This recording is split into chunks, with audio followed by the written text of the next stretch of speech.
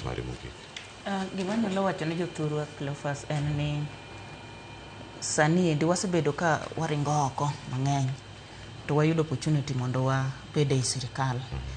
Sirikal masani wantiere ni thothwa nokomiye lwedo mondo obedi, to William Ruto obedo ng'ama long'o moluongowa moketowa kanyakla mopikowa e sirikandeni. Koro going forward, ineno ka ji biro, jok mane okawre kaka dui mar ker, sani koro biro gi lombe mondo gibed kanyakla kode. To kuma wadhi chomo after 2027 dhi luwore gi kura adi mawakelo. Ok en gi dhok ni ne wasendikore to gimikelo to onge. Awinjo gimoro ka liekore ni jo ODM dwaro ni mondo gitim zoning. Luo Nyanza or ODM zones. Zoning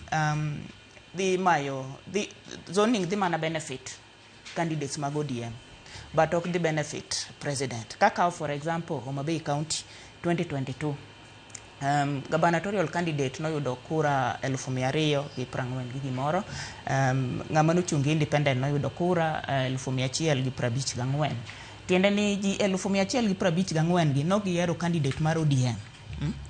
Koro kodhi odini negi ni 2027 otim zoning Homa Bay, tiende ni kura 154 dhi nindo nikech onge ng'ama gidhi gone kura. Tange ni gibi wuok ni gidhi gone William Ruto kura kende.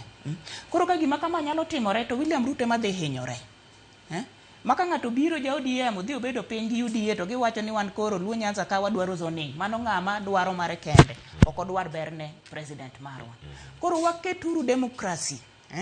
Give people opportunity to elect their leaders from MCA to the president. Mane kwayo kende man God. Otherwise, agoero kamano ne jowinjo magrwa, kendo agoero kamano ne jofwambo marwa Ramogi, umedo puonjo jopiny, kendo ote maru chopo kuonde te mag Luo Nyanza. Ero kamano. Agoniro kamano ina bende kuom thuolo mar chopo e studio kinyi ma kawuono kaachiel koda ka Tom Ojwang' Madanji, awan ka koda Tabitha Nyandiek, kaachiel koda ka